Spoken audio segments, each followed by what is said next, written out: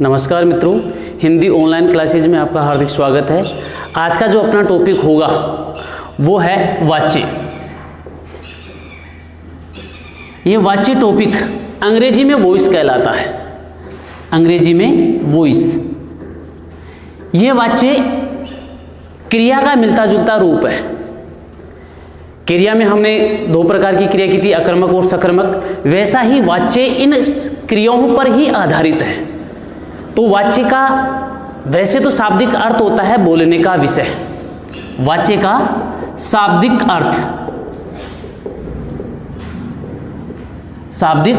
अर्थ होता है बोलने का विषय, बोलने का विषय या फिर बोलने योग्य, या फिर बोलने योग्य। वाच्य के शाब्दिक अर्थ में क्या निकल कर आया? बोलने का विषय या फिर बोलने योग्य। लेकिन व्याकरणिक अर्थ जो है वो है क्रिया का रूप। व्याकरणिक अर्थ क्या निकला? क्रिया का रूप।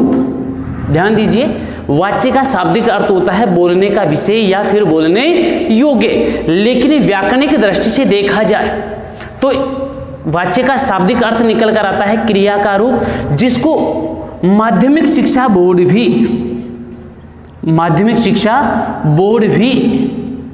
क्रिया का रूप ही मानती है। यानी व्याकरण की दृष्टि से और माध्यमिक शिक्षा बोर्ड के अनुसार वाच्य का शाब्दिक अर्थ निकल कर आता है क्रिया का रूप। और ऐसे वाच्य का शाब्दिक अर्थ निकल कर आता है बोलने का विषय या फिर बोलने योग्य। परिभाषा इसकी क्या होती है? परिभाषा देखिए, क्रिया में बहुत बात वही आएगी जो हमें बात कर रहे हैं। जैसे वाक्य में प्रयुक्त क्रिया का रूप, वाक्य में प्रयुक्त क्रिया का रूप कर्ता, कर्म या फिर भाव। कर्ता, कर्म या फिर भाव किसके अनुसार प्रयुक्त हुआ है? रिपीट कर रहा हूं, वाक्य में प्रयुक्त क्रिया का जो रूप है वो कर्ता, कर्म या भाव किसके अनुसार प्रयुक्त हुआ है, इसका बोध कराने वाले कारकों को वाच्य कहा जाता है। फिर से रिपीट कर रहा हूं, वाच्य क्या है? तो देखिए, वाक्य में प्रयुक्त, वाच्य नहीं बोल रहा, वाक्य बोल रहा हूं। तो वाक्य में प्रयुक्त क्रिया का जो रूप है वो कर्ता के अनुसार बदल रहा है, कर्म के अनुसार बदल रहा है या फिर भाव के अनुसार बदल रहा है, इसका बोध कराने वाले कारकों को या कारक चिन्हों को वाच्य कहा जाता है। क्या कहा जाता है?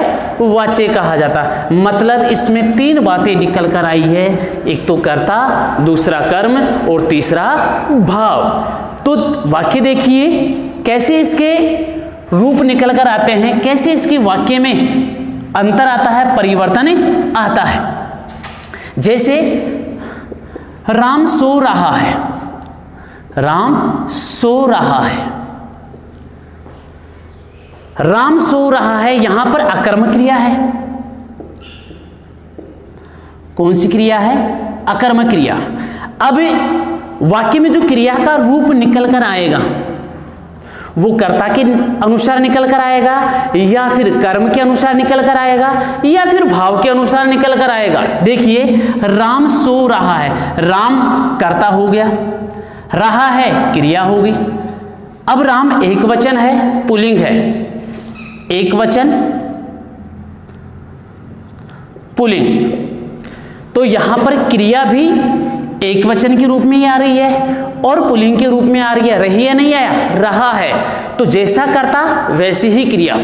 तो वाक्य में क्रिया का रूप कर्ता के अनुसार बदल रहा है या फिर कर्म के अनुसार बदल रहा है, इसका जो बोध कराने वाले रूप हैं या कारक चिन्ह हैं वो क्या कहलाएंगे? आपके वाच्य कहलाएंगे।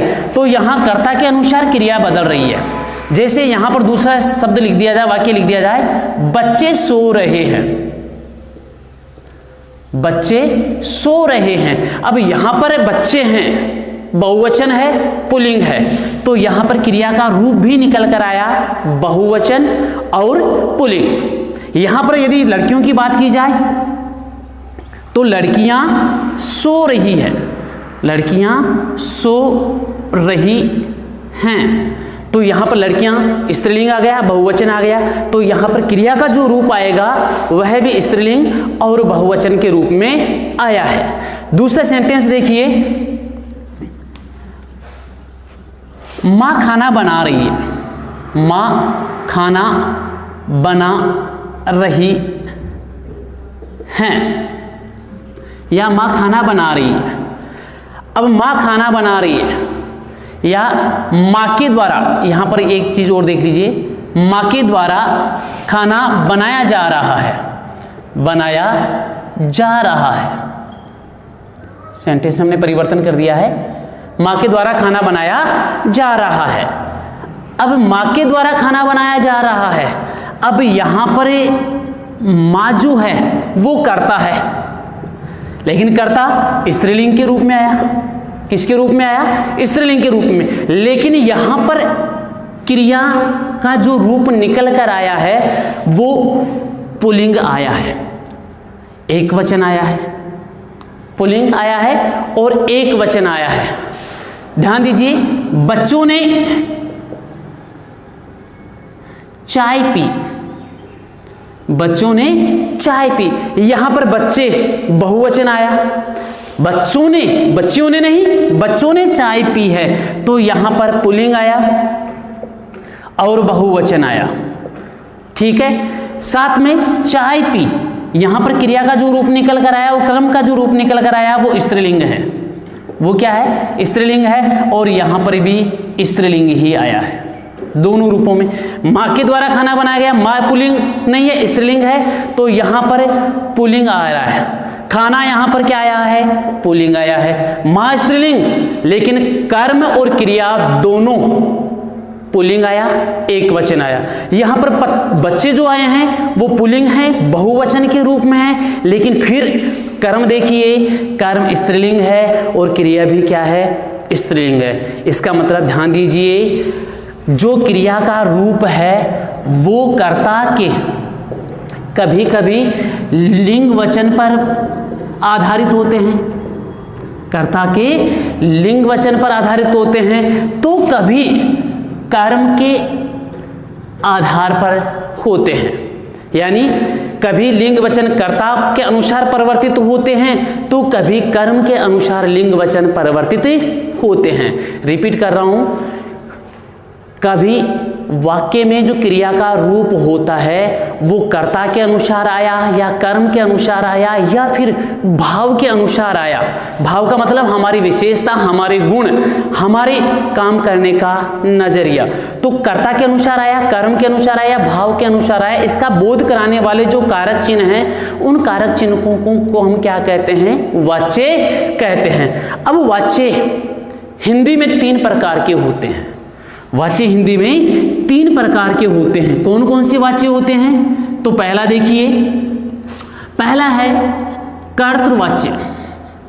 पहला कौन सा वाच्य है? कर्तृवाच्य, कर्तृवाच्य।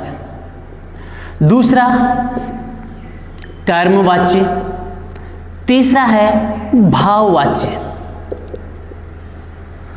पहला कर्तृवाच्य, दूसरा कर्मवाच्य और तीसरा भाववाच्य। कर्तृवाच्य को active voice, ACTIVE, active voice, इसको कहते हैं पैसिव वॉइस, पैसिव वॉइस। ठीक है, इसको कहते हैं इम्पर्सनल,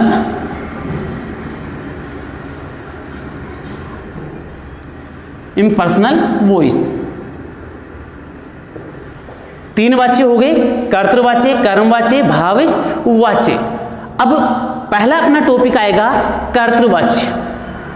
3 टॉपिक अपने समझने हैं, कर्तृवाच्य, कर्मवाच्य और भाववाच्य। अब सबसे पहला जो अपना टॉपिक आएगा वो आता है कर्तृवाच्य। कर्तृवाच्य का मतलब कर्ता, कर्तृवाच्य का मतलब जो कार्यकर्ता के द्वारा किया जाता है और जो वाक्य में क्रिया का जो रूप निकल कर आएगा वो कर्ता के अनुसार ही आएगा।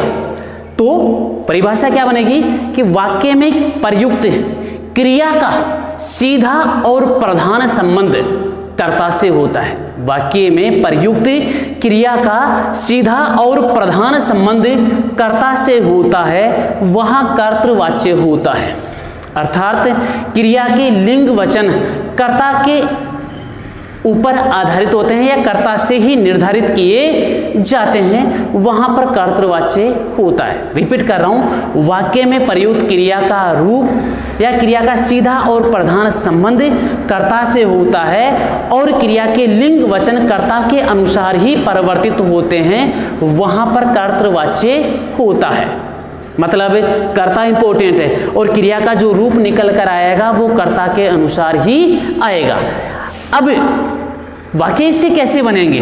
जैसे राम सो रहा है, राम सो रहा है, हमने बात की है कि क्रिया का जो रूप निकल कर आएगा वो किसके अनुसार? कर्ता के अनुसार। तो कर्ता यहां पर राम है, कर्ता यहां पर राम है, पुल्लिंग है, एक वचन है, ठीक है। तो यहां क्रिया का रूप भी देख लीजिए, पुल्लिंग आया है और एक वचन।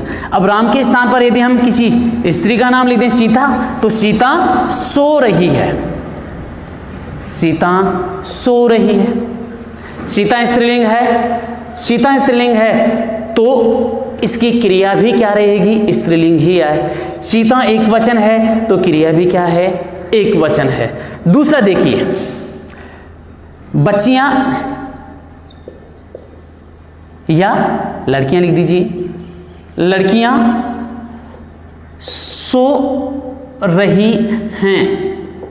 यहां लड़कियां स्त्रीलिंग हैं, बहुवचन है तो यहां पर क्रिया भी देख लीजिए, रही हैं, स्त्रीलिंग आया और यहां पर बिंदी लगी है, अनुस्वार लगा है, इसका मतलब बहुवचन के रूप में ही आया।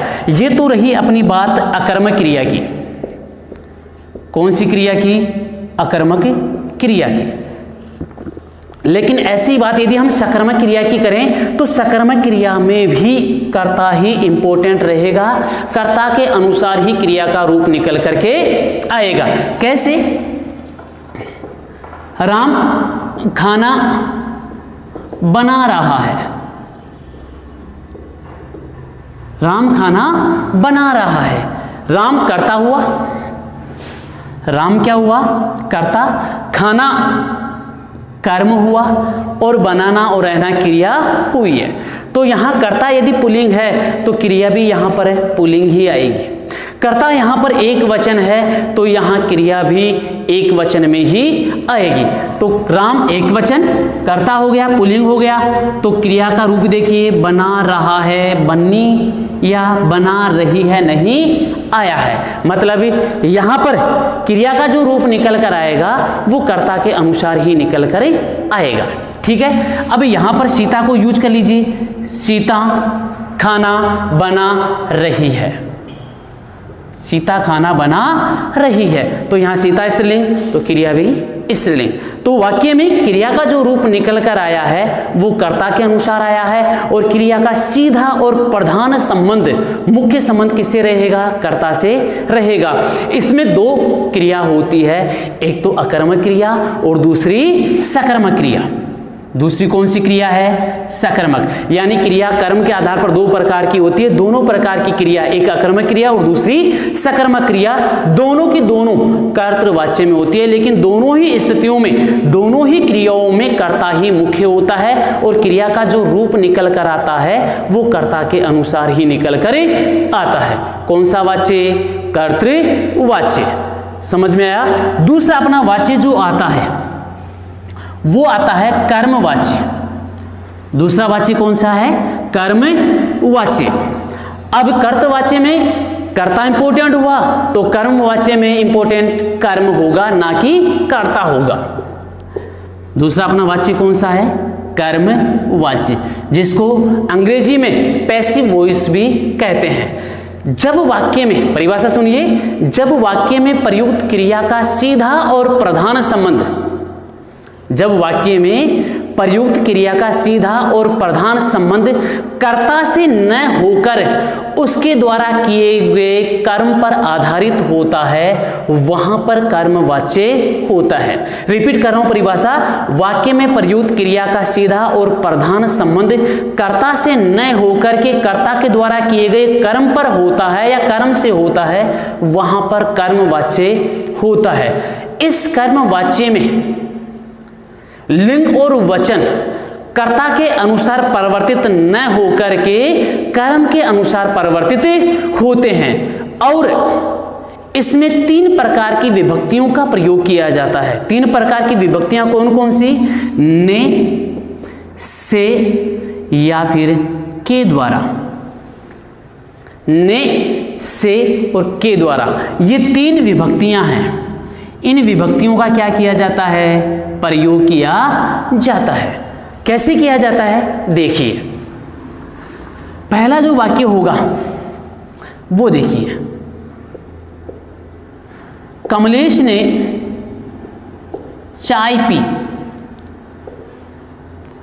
अब यहां कर्ता इंपॉर्टेंट नहीं है, इंपॉर्टेंट होगा अपना कर्म। कर्ता ने जो कर्म किया है वो इंपॉर्टेंट होगा। कमलेश यहां पर पुल्लिंग आया है, चाय यहां पर स्त्रीलिंग आई है, तो क्रिया भी यहां पर स्त्रीलिंग आई है। तो कमलेश पुल्लिंग होने के बाद भी चाय और पी, कर्म और क्रिया दोनों के दोनों स्त्रीलिंग आई। इसका मतलब एक बात तो सही है, एक बात तो तथ्य युक्त है कि यहां कर्ता इंपॉर्टेंट नहीं है, यहां इंपॉर्टेंट है कर्ता के द्वारा किया गया कर्म। अब बच्चों ने चाय पी, बच्चों ने चाय पी, यहां बच्चों बहुवचन आया, लेकिन कर्म और क्रिया दोनों एक वचन आई। बच्चों यहां पर पुल्लिंग आया, लेकिन यहां पर कर्म स्त्रीलिंग आया। क्यों? क्योंकि चाय यहां पर स्त्रीलिंग है। चाय यहां पर क्या है? स्त्रीलिंग है। चाय यहां पर स्त्रीलिंग है, तो चाय स्त्रीलिंग होने के बाद क्रिया भी क्या आई? स्त्रीलिंग ही आई है। यहां हम यदि इसी को दूसरे रूप में और देखें, संसार के सारे बच्चों ने, संसार के सारे बच्चों ने, सारे बच्चों ने क्या पी? चाय पी। यानी चाहे एक वचन के साथ कर लो, चाहे बहुवचन के साथ कर लो, चाहे बहुवचन में सारा संसार ले लो, यहां चाहे स्त्रीलिंग ले लो, क्योंकि यहां स्त्रीलिंग लेंगे तो वैसे स्त्रीलिंग रहेगा, तो यहां पुल्लिंग के साथ हम स्त्रीलिंग यूज करेंगे तो अपना जो क्रिया का रूप निकल कर आएगा वो भी स्त्रीलिंग ही निकल कर आएगा। दूसरा देखिए, राम और श्याम के द्वारा, राम और श्याम के द्वारा क्रिकेट खेला गया। क्रिकेट खेला गया।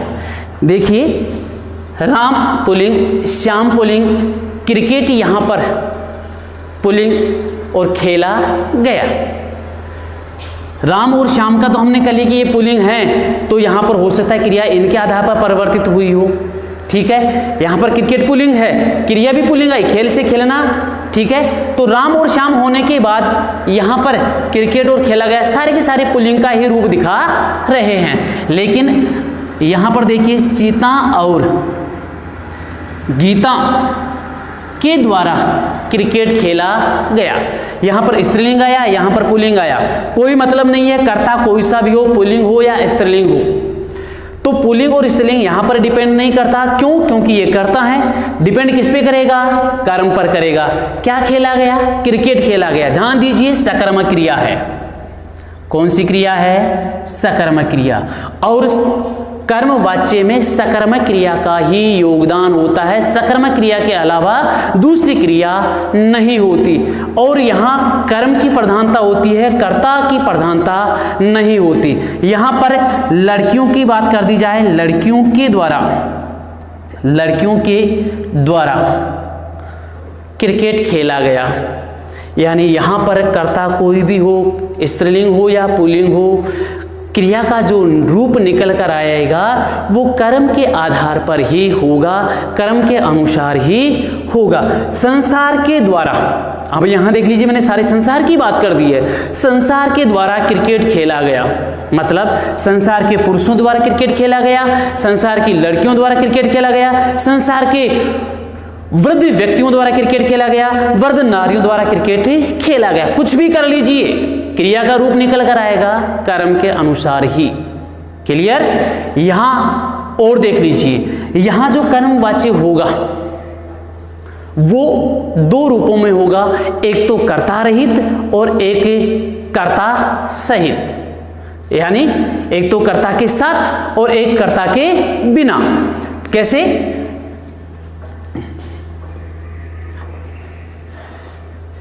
कर्ता से जो रहित होगा, पहले कर्ता सहित कर लेते हैं। कर्ता के जो साथ होगा कर्ता युक्त कर्मवाच्य, कर्ता युक्त कर्मवाच्य। कर्ता रहित दूसरा वाच्य होगा, कर्ता रहित। कर्ता सहित भी बोल सकते हैं, कर्ता युक्त भी कह सकते हैं। एक होता है कर्ता रहित, कर्ता रहित कर्मवाच्य।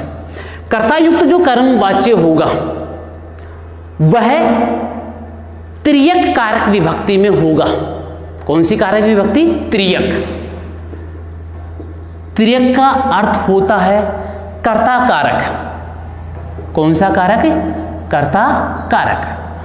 कर्ता युक्त कर्मवाच्य होगा वो त्रियक कारक विभक्ति के रूप में होगा, कर्ता कारक विभक्ति के रूप में होगा, मतलब ने विभक्ति का प्रयोग किया जाएगा। कौन सी विभक्ति का प्रयोग किया जाएगा? ने विभक्ति का प्रयोग किया जाएगा। और ने विभक्ति के प्रयोग के साथ क्रिया जो होगी वो भूतकालिक होगी। क्रिया जो होगी वो कैसी होगी? भूतकालिक। तो इसके जो वाक्य बनेंगे वो केवल और केवल ने विभक्ति से होंगे और भूतकाल की बात की जाएगी। जैसे राम ने चाय पी, बच्चों ने पुस्तक पढ़ी, बच्चों ने पुस्तक पढ़ी, मतलब ने विभक्ति का बच्चों ने पुस्तक पढ़ी। तो दोनों में ही किसका? ने विभक्ति का प्रयोग हुआ है और क्रिया का जो रूप निकल कर आया वो कैसा आया? भूतकालिक, यानी भूतकाल का प्रयोग हुआ है। अब भूतकाल में कौन सा रूप निकल कर आया है? हम तो पास्ट पुराने समय की बात कर रहे हैं, जो बीत गया उसकी बात कर रहे हैं, कब की पता नहीं है लेकिन भूतकाल की बात। तो बच्चों ने भी पुस्तक पढ़ी, राम ने चाय पी, तो ने विभक्ति का प्रयोग किया। ठीक है, त्रियक कारक कर्ता ने विभक्ति का यहां पर प्रयोग भी हो गया है। दूसरी बात जो आती है वह आती है कर्ता रहित कर्मवाच्य। अब इस कर्ता रहित कर्मवाच्य में जो कर्म होता है वह कर्ता के रूप में ही होता है, मतलब कर्म इंपॉर्टेंट होता है, कर्ता इंपॉर्टेंट नहीं होता। और इसमें जो क्रिया होती है वो संयुक्त होती है। इसमें जो क्रिया होती है वह कैसी होती है? संयुक्त, मतलब जुड़ी हुई होती हैं, दो वाक्य आपस में जुड़े हुए होते हैं। कर्ता रहित कर्मवाच्य में जो कर्म होगा वह कर्ता के रूप में होगा, अर्थात कर्ता की भागीदारी को निभाएगा, और जो क्रिया का जो रूप निकल कर आएगा वह संयुक्त क्रिया का होगा। जैसे एक तरफ अध्ययन हो रहा था, एक तरफ अध्ययन चल रहा था, दूसरी तरफ कोमा लगा देना, दूसरी तरफ मैच चल रहा था, मैच चल रहा था। एक तरफ अध्ययन चल रहा था तो दूसरी तरफ क्या चल रहा था? दूसरी तरफ मैच चल रहा था। तो यहां पर कर्ता इंपॉर्टेंट नहीं है, कर्ता हो या ना हो, लेकिन कर्म जो है वो ही कर्ता की भागीदारी निभाएगा, कर्ता के रूप में अपनी पूरी क्या करेगा? वाक्य को पूरा करेगा। एक तरफ अध्ययन चल रहा था, दूसरी तरफ मैच चल रहा था। राम कपड़े धो रहा था, कपड़े धो रहा है। श्याम चाय पी रहा है। इंपॉर्टेंट काम नहीं है, कपड़े का धोना, चाय का पीना, यानी ये कर्म इंपॉर्टेंट है, ना कि कर्ता इंपॉर्टेंट है। राम की घड़ी चुरा ली गई। राम की घड़ी चुरा ली गई। चोर, कोमा कर देना, चोर पकड़ लिए गए, पकड़ लिए गए। संयुक्त क्रिया रहेगी, संयुक्त क्रिया रहेगी, कर्ता इंपॉर्टेंट नहीं होगा, कर्म इंपॉर्टेंट होगा। कर्मवाच्य, कर्मवाच्य में सकर्मक क्रिया होगी और सकर्मक क्रिया के साथ साथ ने, से, के द्वारा, ने, से, के द्वारा, ने, से, के द्वारा विभक्ति का प्रयोग किया जाएगा। क्लियर? कर्तवाच्य हो गया, कर्मवाच्य हो गया। तीसरा जो अपना वाच्य है वह आता है भाववाच्य। तीसरा वाच्य कौन सा आता है? भाववाच्य। अब भाववाच्य का मतलब क्या होता है? तीसरा अपना टॉपिक है भाववाच्य, जिसको अंग्रेजी में इम्पर्सनल वॉइस भी कहते हैं। भाववाच्य का मतलब होता है हमारी विशेषता, हम काम कर सकते हैं कि नहीं कर सकते, हमसे ये काम किया जा सकता है कि नहीं किया जा सकता, मेरे में योग्यता कैसी, मेरी विशेषता कैसी है कार्य करने की, मैं काम कर सकता हूं या नहीं कर सकता, मेरी भाव, मेरी विशेषता, मेरा गुण भाववाच्य कहलाता है। तो परिभाषा क्या होगी कि वाक्य में प्रयुक्त क्रिया का रूप न तो कर्ता के अनुसार बदलता है, न ही कर्म के अनुसार बदलता है। वाक्य में क्रिया का रूप न तो कर्ता के अनुसार बदलता है और न ही कर्म के अनुसार बदलता है, बल्कि असमर्थता के बोध होने पर, असमर्थता का बोध होने पर वहां पर भाववाच्य होता है। असमर्थता का मतलब होता है कि या तो मैं काम नहीं कर सकता या मेरी समर्थता होगी, या तो मैं काम कर सकता हूं, मेरे में इतनी योग्यता है कि मैं काम कर दूंगा, या फिर मैं ऐसी कंडीशन में रहूंगा कि मैं काम नहीं कर सकता। तो वाक्य में क्रिया का रूप या तो न तो कर्ता के अनुसार और न ही कर्म के अनुसार, बल्कि व्यक्ति की असमर्थता के बोध होने पर वहां पर भाववाच्य होता है। कैसे? मेरी आंखों में दर्द होने के कारण, मेरी आंखों में दर्द होने के कारण मुझसे पढ़ा नहीं जाता है। मेरी आंखों में दर्द होने के कारण मुझसे पढ़ा नहीं जाता। ध्यान दीजिए, वाक्य कितना ही बड़ा हो सकता है, असमर्थता का बोध होगा या समर्थता का बोध होगा। तो मेरी आंखों में दर्द होने के कारण मुझसे पढ़ा नहीं जाता। मेरी स्थिति कैसी है? पढ़ने की नहीं है। मेरी स्थिति पढ़ने की नहीं है तो मेरी असमर्थता हुई। मेरी क्या हुई? असमर्थता, कि मुझसे पढ़ा नहीं जा रहा, मैं ऐसी स्थिति में नहीं हूं कि मैं पढ़ सकूं। मतलब यहां पर सबसे इंपॉर्टेंट जो बात होगी वो अकर्मक क्रिया। कौन सी क्रिया? अकर्मक क्रिया। एक वचन, पुल्लिंग, एक वचन के साथ साथ पुल्लिंग, और पुल्लिंग के बाद यहां पर नकारात्मक वाक्य, अधिकांशता की बात कर रहा हूं, नकारात्मक वाक्य अधिकांशता में आएगा। नकारात्मक वाक्य का प्रयोग होता है। कितनी बातें? 4 बातें। यहां पर अकर्मक क्रिया भी है, एक वचन भी होगा, पुल्लिंग भी होगा और नकारात्मक वाक्य भी होगा। देखिए इतना बड़ा वाक्य है, क्या इसमें ये चारों बातें हैं? यदि हैं तो अपना ये वाक्य सही है, नहीं तो अपना वाक्य गलत। मेरी आंखों में दर्द होने का मुझसे पढ़ा नहीं जाता।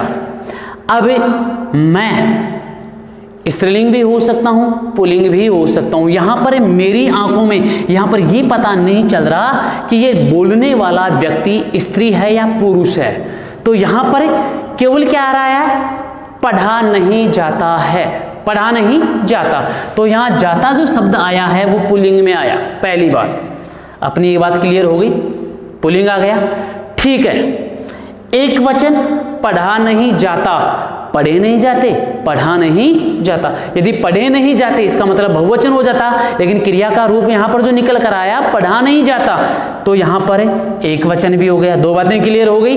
तीसरी बात, इसमें नकारात्मक वाक्य आ गया, नहीं शब्द, तो नहीं शब्द आया तो नकारात्मक वाक्य हो गया। चौथी बात अपनी आती है, क्रिया कौन सी है, हमने बताई है अकर्मक क्रिया, तो इस वाक्य में अकर्मक क्रिया है कि नहीं है ये भी हम कंफर्म कर लेते हैं। मेरी आंखों में दर्द होने के कारण मुझसे, ये कर्ता और कर्ता का विस्तार है, यह है कर्ता और कर्ता का विस्तार।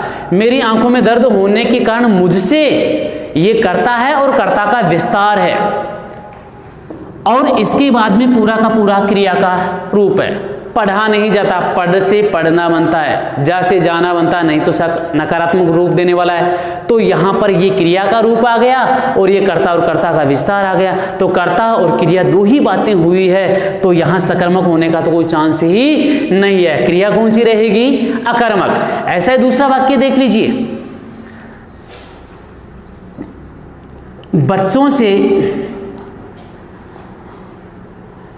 चला नहीं जाता है, चला नहीं जाता, बच्चों से चला नहीं जाता है, बच्चों से चला नहीं जाता।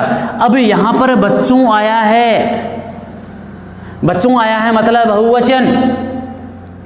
कौन सा वचन है, बहुवचन। बहुवचन होने के बाद यहां पर जाता एक वचन, कौन सा वचन, एक वचन। अब बच्चों बहुवचन हो गया लेकिन क्रिया का रूप एक वचन। अपनी बात नकारात्मक भी आ गई, ठीक है, दो बातें हो गई, एक वचन हो गया, नकारात्मक हो गया।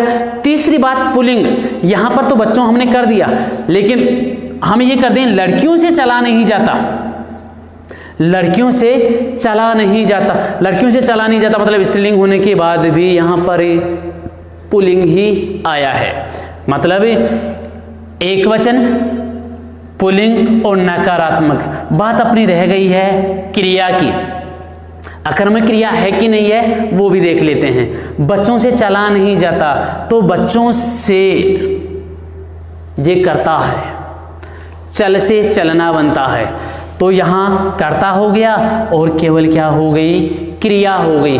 कर्ता और क्रिया हो गई, तो यहां पर क्रिया कौन सी रही, अकर्मक क्रिया हुई है।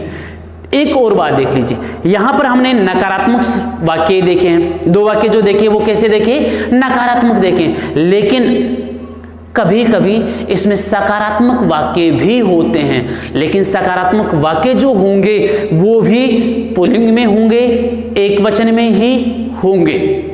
कैसे, देख लीजिए, पक्षियों से उड़ा जाता है, पक्षियों से उड़ा जाता है। अब यहां पर पक्षियों की हमने बात कर दी है, पक्षियों से उड़ा जाता है, ठीक है। पक्षी यहां पर स्त्रीलिंग है पुल्लिंग है पता नहीं है, उड़ा जाता है। अब उड़ा से उड़ना, जा से जाना, क्रिया आई है अकर्मक, क्रिया क्या आई है, अकर्मक। यहां पर पक्षी जो आए हैं वो पुल्लिंग भी हो सकते हैं, पक्षियों से उड़ा जाता है। अब पक्षी में स्त्रीलिंग रूप भी आएगा और पुल्लिंग रूप भी आएगा, तो पुल्लिंग और स्त्रीलिंग दोनों का रूप बोध करवा रहे हैं, लेकिन यहां पर क्रिया का जो रूप निकल कर आया है वो अकर्मक ही आया है और पुल्लिंग ही निकल कर आया है। कौन सा निकल कर आया है, पुल्लिंग ही निकल कर आया है। अभी यहां पर पुल्लिंग है या स्त्रीलिंग, इसको हम स्त्रीलिंग में ही कर लेते हैं। चिड़िया से उड़ा जाता है, चिड़िया से उड़ा जाता है। अब चिड़िया तो यहां पर स्त्रीलिंग है ना, लेकिन चिड़िया स्त्रीलिंग होने के बाद भी क्रिया का जो रूप निकल कर आएगा वो कैसा आएगा, अकर्मक, साथ में पुल्लिंग आएगा। ठीक है। इसमें अन्य पुरुष का प्रयोग भी किया जाता है। अन्य पुरुष मतलब बच्चों से खेला गया या खेला जा सकता है, बच्चों से खेला जा सकता है, तो बच्चे अन्य व्यक्ति हैं। किसी दूसरे व्यक्ति के बारे में हम क्या करेंगे, बात करेंगे। तो चिड़िया से उड़ा जाता है। गर्मियों में खूब नहाया जाता है। गर्मियों में खूब नहाया जाता है।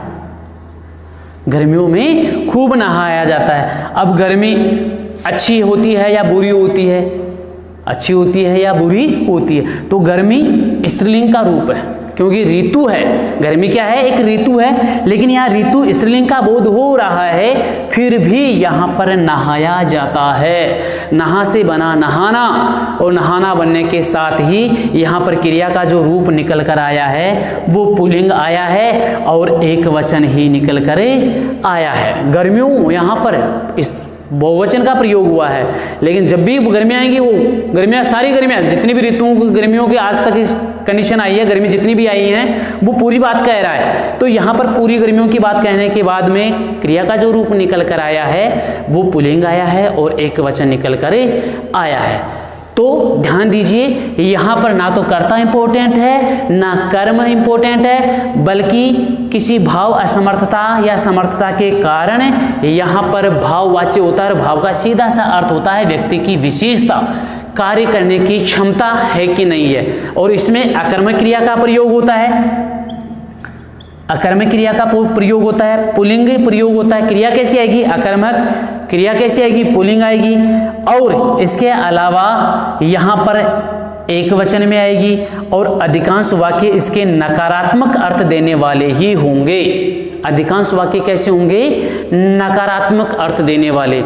हमने 3 टॉपिक कर लिए हैं, कर्तृवाच्य, कर्मवाच्य और तीसरा अपना भाववाच्य। रिपीट कर रहा हूं, कर्तृवाच्य में क्रिया अकर्मक भी हो सकती है तो सकर्मक भी हो सकती है, लेकिन दोनों ही क्रियाओं में कर्ता ही प्रधान होगा और क्रिया का जो रूप निकल कर आएगा वो कर्ता के अनुसार ही निकल कर आएगा। दूसरी बात, कर्म जो वाच्य होगा, कर्मवाच्य, वह कर्मवाच्य में कर्ता इंपॉर्टेंट नहीं होगा, बल्कि कर्ता के द्वारा जो कर्म किया जाता है वो कर्म इंपॉर्टेंट होगा, और उसमें सदैव क्रिया जो होगी वो सकर्मक ही होगी। कर्मवाच्य में क्रिया कौन सी होगी, सकर्मक होगी, और उसमें 3 विभक्तियों का प्रयोग किया जाएगा। कितनी विभक्तियों का प्रयोग किया जाएगा, 3।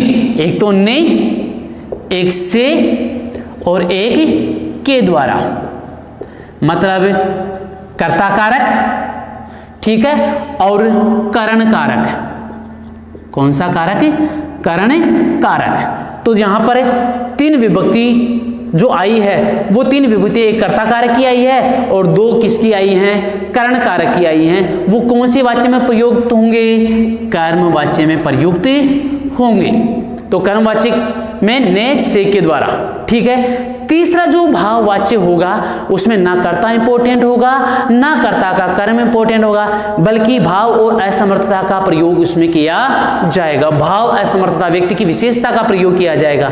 तो इसमें 4 बातें होना जरूरी है। अधिकांशतः नकारात्मक बातें होती हैं, एक वचन होता है, पुल्लिंग होता है और अकर्मक क्रिया का प्रयोग किया जाता है।